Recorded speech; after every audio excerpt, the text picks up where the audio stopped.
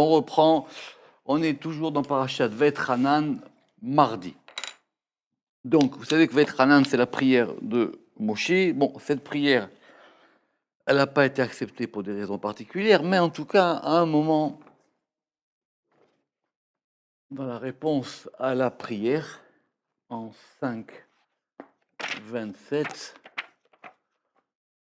le Zohar, il remarque que Dieu, il dit à Moshe, Ve'ata, en 5.27, il lui dit, Ve'ata po amod, il m'a dit. Et toi, ici, amod. Amod, c'est un impératif, ça veut dire tiens-toi debout. Il m'a dit avec moi. Vadabera elecha et kol mitzvah v'chukim, et je parlerai à toi, ou je parlerai vers toi tout le commandement, v'chukim et les décrets, v'mishpatim et les jugements, asher telamdem, pour que tu leur enseignes, ve'asu ba'aretz, et ils les feront dans la terre. Ça veut dire que même si tu ne rentres pas dans la terre d'Israël, je vais quand même te dire tout ce qu'il faut que tu leur expliques bien. Et la terre, Asher Anochi Noten Lahem, que je leur donne à eux, l'Erishta, en héritage. D'accord? Alors le Zohar sur cette histoire de Ve'ata po Amod Imadi, ça veut dire tiens-toi avec moi. Ça veut dire qu'il lui a dit maintenant, c'est uniquement toi et moi. Donc c'est là que Moshe, vous savez, il s'est séparé de sa femme. D'où l'histoire avec Myriam. Donc elle dit maintenant, voilà, c'est toi et moi, on reste tous les deux ensemble. Donc c'est-à-dire qu'il avait un rapport complètement exclusif et d'écoute et d'union et d'adhésion avec Dieu. Alors c'est une histoire dans le Zohar où il parle de ce verset et on va vous raconter une histoire du Zohar. Alors, les histoires du Zohar, elles sont toujours très belles et tout ça. Alors Amar Rabbi Yehuda, il a dit, l'histoire elle va venir après. Bechol ou Vadoy, donc à propos de cette notion que Moïse, il est complètement attaché à Dieu. Bechol ou Vadoy, dans toutes ses actions, Bae bar nash leshav'a, l'homme, il doit placer la coblée devant lui. L'Ekucha Berechou, le Saint béni soit-il. Il faut que toujours il soit en adhésion avec lui. Vea ou Kimna Mila, et la chose elle a été établie. C'est ce qu'il a dit le roi David, Shiviti Hashem l'ener ditamid, que le roi David aussi, il a dit, j'ai placé Yudke Vavke devant moi. Rabbi Chaim Vital, il rapporte au nom du Harizal qu'il faut toujours avoir ce nom devant soi. C'est que rien que la méditation sur ce nom, même on a vu dans le Ramak, il y avait déjà en soi presque tout. Donc, Rabbi Yehuda, il est armé, et alors le Zohar il reprend, il dit oui, ça c'est normal que Rabbi Yehuda, il dit ça, parce que Rabbi Yehuda, hein, il va selon son explication. Pourquoi? Derma Rabbi Yehuda, parce que Rabbi Yehuda, il a dit, Aïman de Azil Beorcha, celui qui va en voyage, celui qui va en chemin, Yechaven Litlat Milin, il doit se préparer à trois choses. C'est quoi ça? C'est l'exemple qu'il a fait Yaakov quand il a rencontré Esav. Alors, c'était pas exactement qu'il était en chemin, mais vous savez que Rashi ramène au nom, au nom du Midrash, que Yaakov, il s'est préparé à trois choses. C'est pour ça qu'il a dit qu'il y a trois possibilités avec Esav. Soit c'est la guerre, soit je vais essayer de le corrompre, et soit je prie. On peut faire les trois à la fois, mais c'est une bonne leçon sur les relations qu'on a quand elles peuvent être dangereuses. Il faut se préparer aux trois. C'est pour ça qu'avec Esav, il s'est préparé à ces trois choses. Il a dit, soit je l'affronte, soit je vais essayer de l'amadouer. C'est pour ça qu'il lui a envoyé, vous vous rappelez, tout ce qu'il lui a envoyé. Et il a prié Dieu, il a dit, écoute, fais que ça se passe bien. D'accord?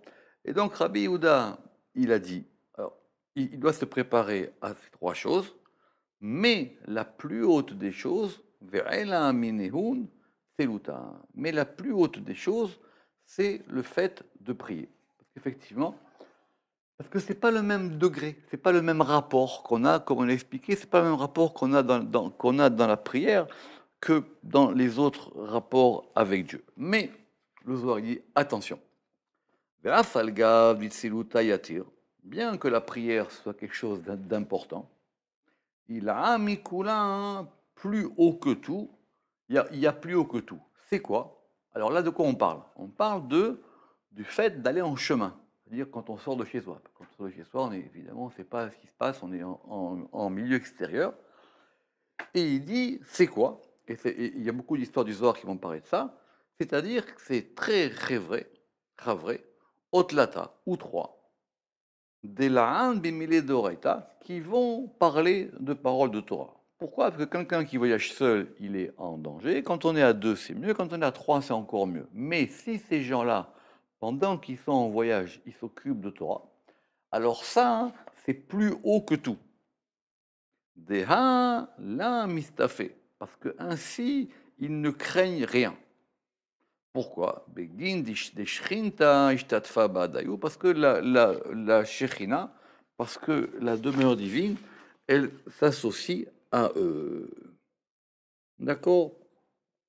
Alors il y a une Gemara que le Matok Mitzvah ramène qui dit pourquoi est-ce qu'il peut le faire tout seul aussi? Alors il y a une Gemara qui dit que parce que quand on est vous savez qu'en plus le voyage c'est qu'avant, même aujourd'hui, on passait par des zones complètement inhabitées. C'est pas le voyage dans les villes, c'est le voyage interville. Et quand on passe dans des zones complètement inhabitées. Et là, on peut rencontrer des choses qui sont pas bonnes. Alors elle dit, quand il y a un, il est tout seul, les forces du mal, elles peuvent se montrer et lui faire du mal. Quand ils sont deux, elles peuvent se montrer et elles font pas de mal. Et quand elles sont trois, alors là, ils se montrent pas. Et pourquoi? Parce qu'effectivement, vous savez que trois, c'est le minimum pour pouvoir faire certaines prières. Et que donc, du coup, la shrina, elle est avec eux. Et comme ils sont avec la shrina, alors la shrina les protège. D'accord? C'est pour ça que dans le Zohar, il y a de nombreuses histoires à propos du fait que les gens voyagent beaucoup. Et donc, tout ça est une introduction pour nous raconter une histoire. Et voilà, on va prendre un exemple. Alors, écoutez bien cette histoire. Qui a Rabbi Elazar ve Rabbi Chia.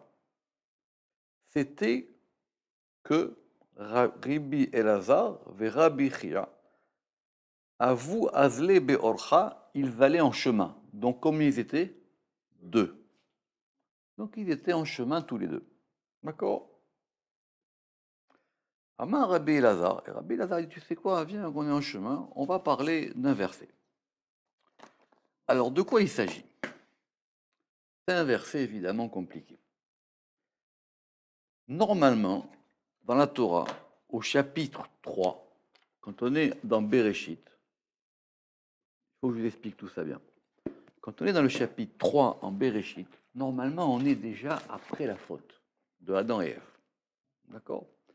Et donc, dans le récit chronologique de la Torah, il y a écrit que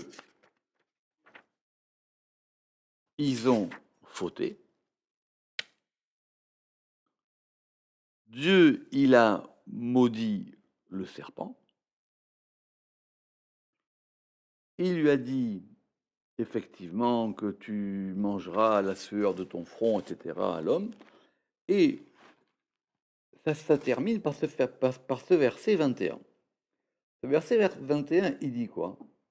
Vaya'as Hashem Elohim le Adam ul Ishto kotnot or vayal bishem. Hashem Elohim, donc il y a les deux noms, il fit à Adam, ul Ishto et à sa femme, kotnot. Alors, kotnot, c'est un mot qui vient pas souvent dans la Torah. On traduit par tunique, mais c'est un mot très particulier, on va voir pourquoi. Et il leur a fait des tuniques, or des tuniques de peau. D'accord? Vayal Bichem, et il les en a revêtus. Pourquoi est-ce que on a besoin de dire ça? Parce que il faut prendre son temps. Pourquoi est-ce qu'on a besoin de dire ça? C'est parce que un peu plus haut, en 3, 7, c'est ça, il est écrit cette fameuse phrase sur laquelle on va revenir, Vatipakahna ene shenehem. Les yeux des deux se sont ouverts. Vayedeu ki aru mimhem, et ils ont su qu'ils étaient nus. Très bien. Bon, Rachi, il dit, même un aveugle, il sait qu'il est nu. Pas besoin de voir pour sentir que tu es nu. D'accord? Alors il a dit que d'après Rachi, comme le verset, il a dit là-bas, Vayedeu, ils ont su, le verbe ladat, c'est-à-dire ils ont une connaissance de ça. C'est pas qu'ils ont vu. D'accord? Bien que le verset dise qu'ils aient ouvert leurs yeux. Donc, en tout cas, normalement, dans la suite logique, et que dit la fin du verset? Vayit peru aletena, et ils ont cousu une feuille de figue, teena, c'est marqué dans la Torah, vayasu laem chagorot, et ils ont fait pour eux des ceintures. D'accord? Et donc, après, Dieu leur fait des tuniques de peau. D'accord? Alors, on va voir ça doucement. A priori, si le problème c'est qu'ils étaient nus, ça a déjà été réglé. Ils ont déjà fait ça. Et si maintenant il leur fait des tuniques de peau, à quoi elles servent ces tuniques de peau? À tel point que, alors, notez que la peau, or, ça s'écrit Aïn Vavresh. D'accord? Des tuniques de peau, or, Aïn Vavresh. À tel point que Rachi, il va dire, c'est quoi cette peau? Rachi dira, ça se trouve, il leur a fait des tuniques de peau de lapin. Parce que la peau de lapin, elle est douce et elle protège. Donc il avait des éléments il avait des peaux de lapin. Donc il lui pose une question, il lui dit, c'est quoi ce verset? Vayas Hashem Elohim le Adam ul ishto kotnot or vayal bishem. Et la question du Zohar est pas facile. Vechi ad ashtam peshitehavu me'aor. Et est-ce que ça veut dire que jusqu'à présent, ils étaient dévêtus de cette peau? Ils n'avaient pas ça. D'accord? Alors il répond, oui. Et là, mahane levushe yekar avu, parce que c'était des habits, j'ai dit des habits de gloire, mais on peut dire des habits d'honneur. C'est le problème de yekar. Yekar, c'est kavod. Très bien. Ça veut dire quoi cette question? Pourquoi est-ce qu'il lui pose cette question? Il dit quoi? Mais alors avant, il n'en avait pas. Alors il dit non, avant, ils n'avaient pas ça. Ah bon? Et pourquoi est-ce qu'avant, ils n'avaient pas ça? Et il lui répond, parce que attention, c'était pas n'importe quel habit. Ces habits-là, parce que c'est Dieu qui leur a fait. Ils n'ont pas été achetés à Samaritaine. Donc Dieu leur a fait des habits. Et ces habits-là, ils étaient particuliers. À tel point que le Targum, il va dire sur ce verset, dont on a dit que c'était le verset 21, que le Targum, c'est lui qui dit que ça s'appelait les Vushindikar. C'était des habits d'honneur. Alors, c'est quoi cette histoire? Ça veut dire, si on dit qu'ils ont fauté, ils sont nus, maintenant tu leur fais des habits, alors, ok, mais là on est en train de te dire, attention, c'était pas n'importe quel habit. C'était des habits très très très très particuliers. Alors le Harizal, il dit que, évidemment, les vêtements, on connaît cette notion du vêtement, mais ces vêtements-là, ils venaient des trois mondes inférieurs, et c'était les vêtements qui provenaient du Gan Eden Tarton, qui provenait du jardin d'Éden inférieur. Donc c'était pas n'importe quoi. Ils avaient des habits très particuliers. Alors si on comprend le Zohar comme ça, on va comprendre la suite. Amar les Rébichia, Iachi. Alors si c'était ainsi, Lo itrazun leu afilu kotnot or. Alors si c'est comme ça, alors même ces tuniques de peau ne leur étaient pas convenables, parce qu'ils l'ont fauté. Tu es en train de me dire On leur a fait des habits extraordinaires, des habits qui provenaient du jardin d'Éden. Alors, il dit, si c'est comme ça, alors, ils ne les méritaient pas, ces habits-là. Vous comprenez la question ou pas? D'accord? Amar les Rabbi Chiaï achilou et chazon les afilou kotot or. Vechi tema de ad lo chavu el bishou là. Et si maintenant tu me dis que avant d'avoir fauté, ils avaient déjà ces habits, alors non, pas du tout. Avant, ils ne les avaient pas. Mashma que quoi? Avant, ils avaient des habits ou ils n'avaient pas d'habits? Est-ce que le Zohar c'est la question du Zohar. Donc avant, ils en avaient ou ils n'en avaient pas? Alors c'est ça la question qu'on va voir tout doucement. Tout doucement. Et là, donc reprenons. Les vatar des chavou ktiv. On est clair, c'est une fois qu'ils ont fauté. Après qu'ils aient fauté, il est écrit Vaya'as Hashem Elohim le'adam ul ishto kotnot or vayalbishem. Il n'y a pas de problème. Ces habits-là, ils les ont eus après qu'ils ont fauté. Donc c'est pas la peine de vouloir m'inverser les versets. C'est à ce moment-là. Très bien. Pourquoi est-ce que maintenant ils ont des habits comme ça, hein? C'est une autre question. Ne me mélange pas les questions. Mais tu vas me dire, mais ils ont fauté, normalement ils descendent de niveau. Alors c'est quoi ces habits-là qu'on leur donne? Alors il lui dit, voilà. Voilà maintenant comment il faut comprendre. Amarle, Achi ou Vadaï. Il en est ainsi assurément. Bekadmita, avant. C'est-à-dire quoi avant? Avant la faute. D'accord ou pas?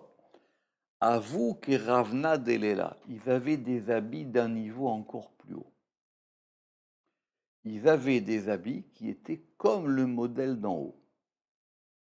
Ou mitpashtin min gavne diltata, et ils étaient dépouillés des couleurs d'en bas.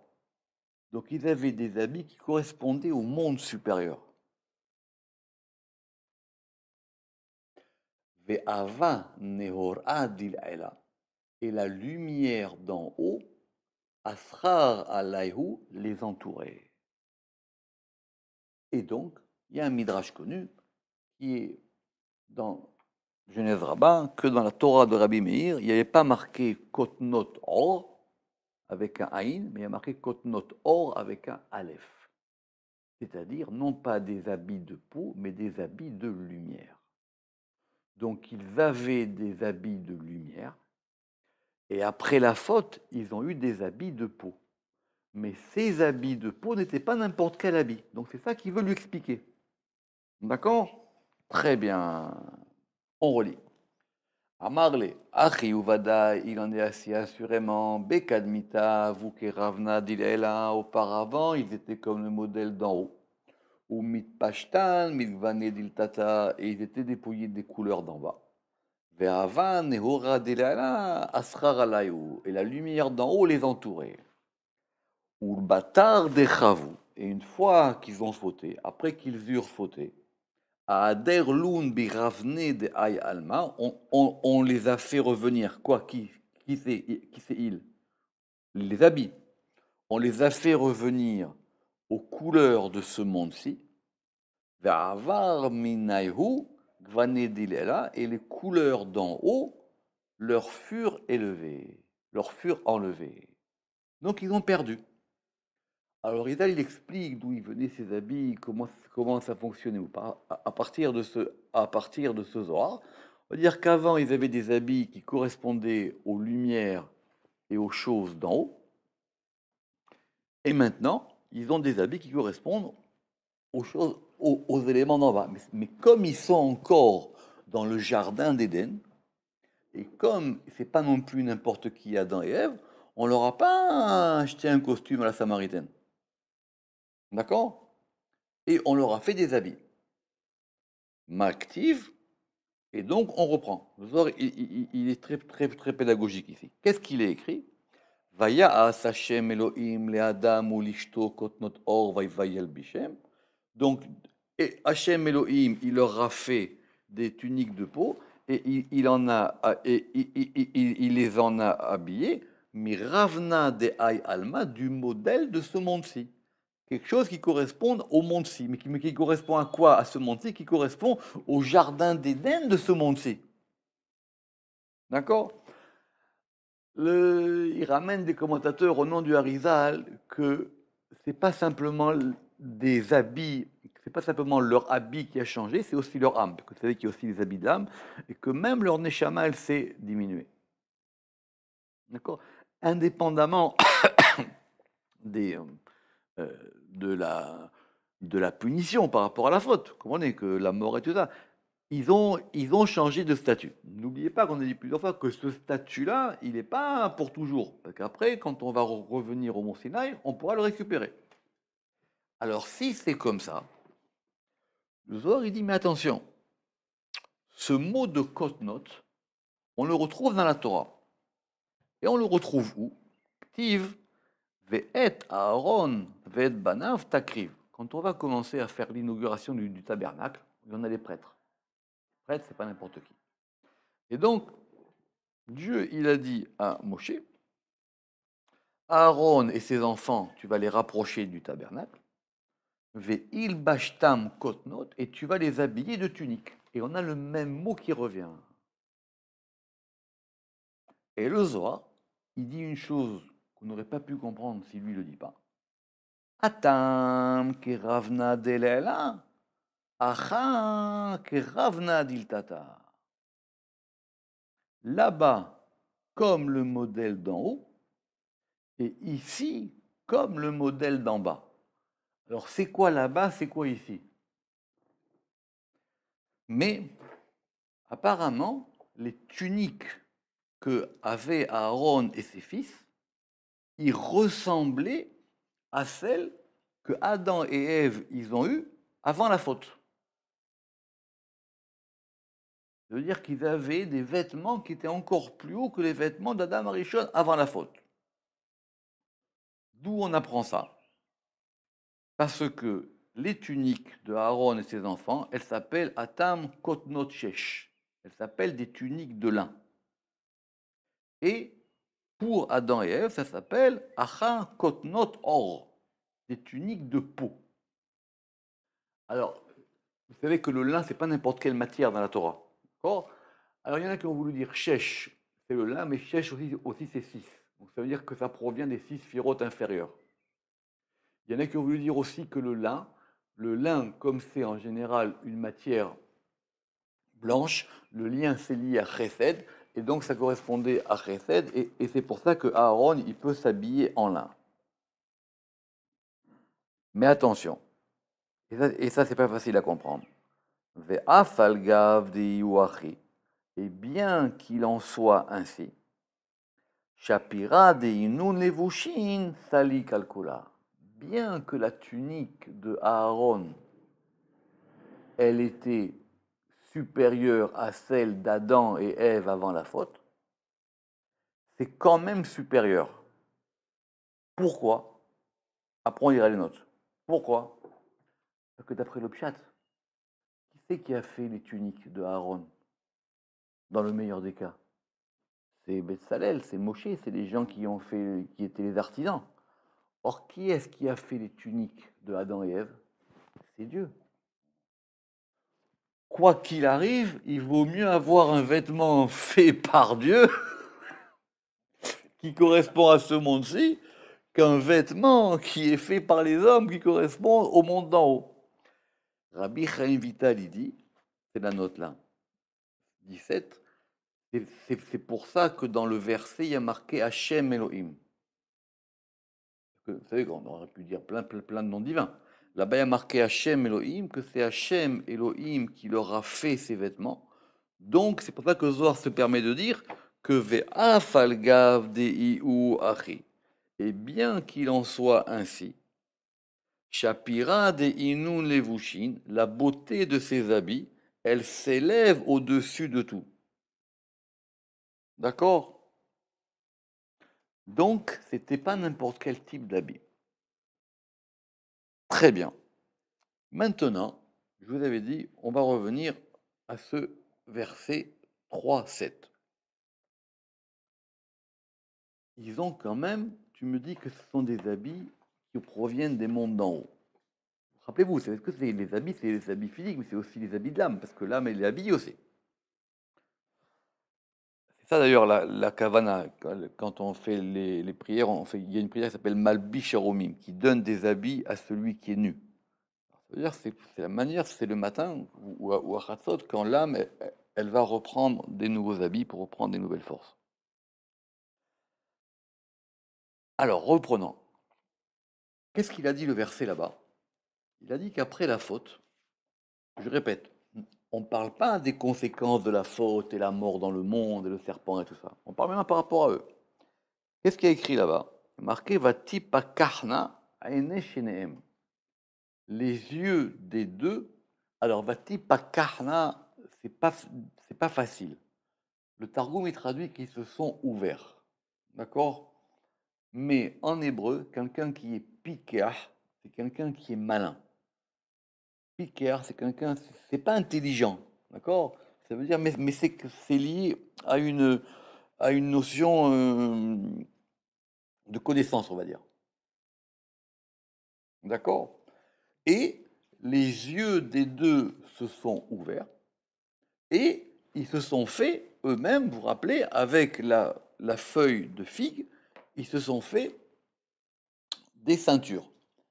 Alors, ça, c'est ce que eux, ils ont fait en 3, 7. Et après, il y a ce que Dieu leur a fait.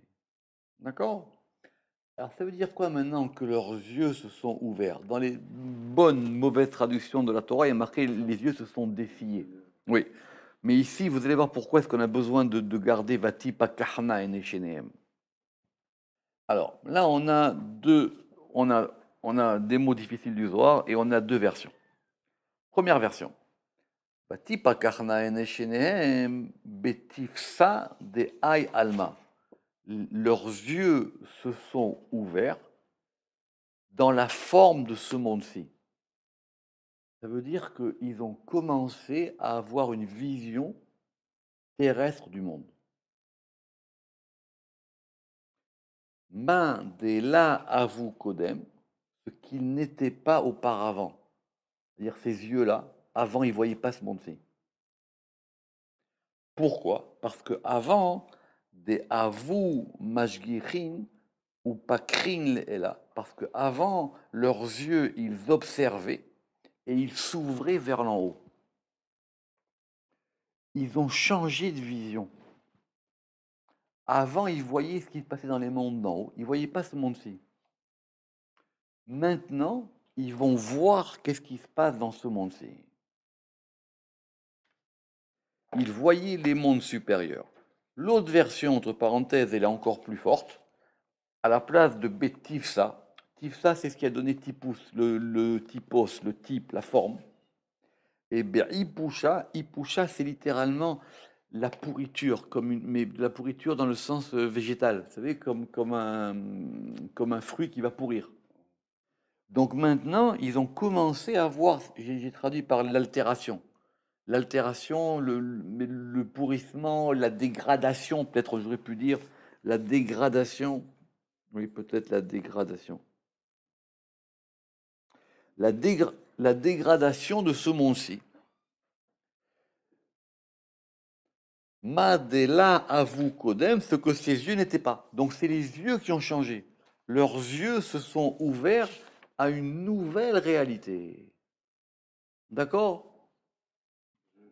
Et le Zohar, il entend ce mot, si vous faites attention, de pakar. Parce que le verset, il a dit Vati pakarna ene shenehem. Et le Zohar, il dit qu'avant leurs yeux, ils étaient pakrin la. D'accord? Donc, c'est pas qu'ils étaient fermés et qu'ils se sont défiés dans le sens où maintenant ils ont commencé à voir. C'est que maintenant, ils ont vu différemment. Avant, leurs yeux étaient ouverts vers l'en haut. Maintenant, leurs yeux, il est ouvert vers l'en bas. D'accord? Alors la suite. Donc du coup, il s'agit de quoi? Donc du coup, il s'agit d'une question de vision. C'est à la fois une question de vêtements, mais c'est aussi une question de vision. Et vous allez voir la suite. L'Izmana de Ektiv, et c'est ça qui est marqué dans Isaïe, que pour le temps qui viendra, là-bas il est écrit Ve olarti ivrim bederech lo yadaou, et je conduirai les aveugles sur un chemin qu'ils ne connaissaient pas. Ça veut dire que je vais leur faire voir quelque chose qu'ils ne voyaient pas. Rachid dit là-bas qui c'est les aveugles, c'est Israël. Parce qu'ils regardaient pas la voie du bien. Donc c'est accéder à une nouvelle vision. C'est le fait de revoir.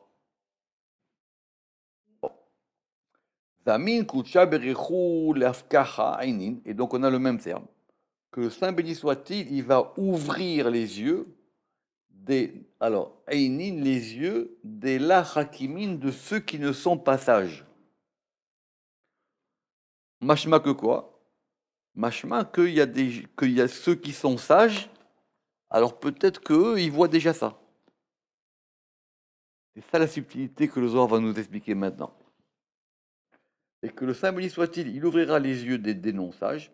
Alors, les istakla bechormataïla, pour regarder avec la sagesse supérieure. Alors, les commentaires chassidiques ici, ils vont repérer trois termes. D'abord, chorma, ou li dabka bemai dela idbateku be'ay alma, et adhérer à ce à quoi ils n'avaient pas adhéré dans ce monde-ci, c'est-à-dire qu'ils seront dans une adhésion.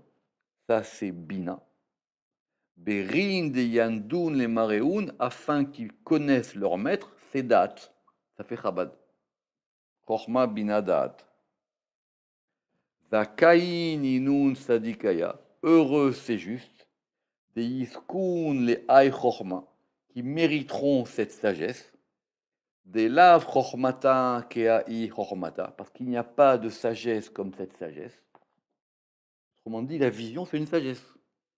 Vous comprenez? C'est ici, parce qu'après la suite du Zohar, le Zohar, il va analyser les propriétés du cerveau. Donc ici, on voit bien qu'il y a un rapport entre le cerveau et la vision.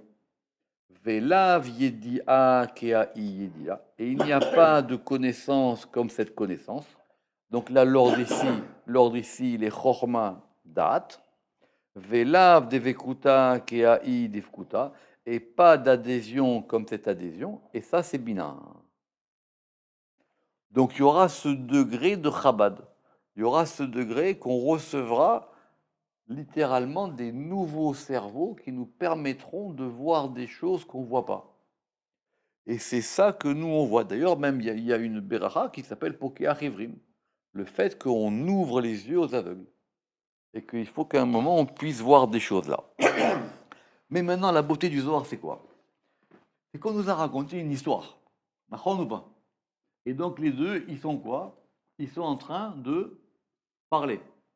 Ils sont en train de parler et le Zohar a dit pourquoi je te raconte ça? Pour te raconter que ceux qui sont en train de parler de Torah, d'accord, en chemin, ils sont protégés. Très bien. Mais on a dit pour être vraiment protégé, combien est-ce qu'il faut de personnes? Il faut 3. Et là, ils sont que 2.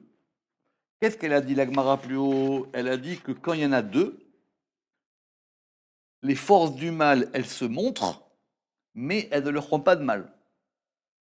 Si vous n'avez pas ça, vous n'allez pas comprendre la suite de l'histoire. Ade avu azle, alors qu'il marchait, Razou inun listim azle batrayou. Ils ont vu des brigands qui les poursuivaient. Les akpehaloun pour les tuer. Alors, pikear, akpacha, c'est un peu les mêmes lettres en sens inverse, mais en tout cas, les commentateurs disent c'était soit pour les détrousser, soit pour les tuer, ou pour les deux. Donc, ils ont vu qu'il y avait des gens qui venaient les tuer. Donc, du coup, etc. Et la force du Zohar, c'est quoi? Istakal Be'ou Rabbi Elazar. Rabbi Elazar, il les a regardés. Donc, il parle de la vision. Et il leur arrive quelque chose. Et lui, qu'est-ce qu'il fait? Il regarde la chose. Et quand il regarde la chose, Atou, Trin, Chevan, Bera, avec Atlioun, il y a 2 bêtes sauvages qui sont venues et qui ont tué les brigands. T'as vu comment Zohar raconte une histoire ou pas? Du coup, c'est revenu maintenant sur la notion de la vision. Donc, autrement dit, c'est pour ça que Zohar, il a dit de la Haramim, parce que c'est-à-dire cette vision, il y a des gens à laquelle qui peut être accessible. Rappelez-vous l'histoire de Rabbi Shimon de Yochai, quand il est sorti de la grotte, c'est marqué de la Gemara de Shabbat, qu'il a revu, vous vous rappelez que c'était quelqu'un qui l'avait dénoncé aux Romains. Alors il a vu. Et Rabbi Shimon, il a vu, il lui a dit quoi? Tu es encore dans ce monde-ci, toi? Et le type, il est mort sur place. Donc juste parce qu'il a regardé. D'accord? Amar Rabbi Elazar Berir Hamana de Shezavan. Et Rabbi Elazar, il a dit, béni soit le miséricordieux qui nous a sauvés. Parce que bien, il sait bien que ce soit lui qui les a regardés et que les bêtes sauvages, elles sont apparues tout d'un coup et qui sont fait manger les deux méchants. Il a quand même dit, Baruch Hashem, Kara Alayou, et il a appelé sur eux. Sur Alayou, c'est pas évident de savoir sur quoi. Le Matouvash, il dit que c'est sur lui et sur Abiria. Alors, on va faire deux beaux versets. Belertecha lo yitzar saadecha. Quand tu marcheras, ton pas ne sera pas étroit. Et im taoutz, et si tu cours, loti kachel, tu ne trébucheras pas. Le Malbim, qui est un commentaire assez contemporain, il dit ça s'adresse aux gens qui veulent aller trop vite dans la Torah. Soit ils marchent et donc des fois ils tombent, ou soit ils veulent courir, ils veulent tout faire dans la Torah, et ils tombent aussi. Alors il dit, la Torah, elle a une beracha que le zèle des néophytes fait que même si tu cours, tu peux aussi ne pas trébucher. Le Malbim sur ce verset là-bas. Mais en tout cas, ça veut dire que quand tu marches, ça veut dire que tu ne seras pas gêné par ton pas. Et si tu cours, tu ne trébucheras pas. Et ça veut dire quoi ça? Urtiv, qui malachav yitzavelach lishmocha bechol derachecha. Ça, c'est un psaume très connu, dans le 91, 11, où Dieu il a dit, parce qu'il va ordonner à ses anges de te protéger dans toutes tes voies. C'est de là qu'on apprend que l'homme, il est toujours accompagné par des anges, et que ce sont ses anges protecteurs. Et comme le verset là avait marqué qui melachav, ses anges, c'est un pluriel, donc on dit en général, il y en a toujours au minimum deux. D'accord? Mais pour que ça fonctionne, il faut quoi? Urtiv, qui vit hachak va afalateu. Parce qu'en moi, il a désiré. Et comme il a désiré en moi, va afalateu, et je le sauverai. Ça veut dire quoi qui bi hachak? Parce que normalement, on aurait dû dire qu'il lit hachak. Ça veut dire quoi que il m'a désiré. Tikkun HaZohar, il dit Chashak, c'est quoi? Chashak, on l'a déjà vu dans le Pardes. Tout à fait, c'est Cholem Sheva Kametz. Ce sont les voyelles de Yud Kevavki. Donc, comme lui, il a travaillé les voyelles de Yud Kevavki, donc il connaît le mouvement, alors là, il sera sauvé. Baruch Adonai Leolam. Amen ve Amen.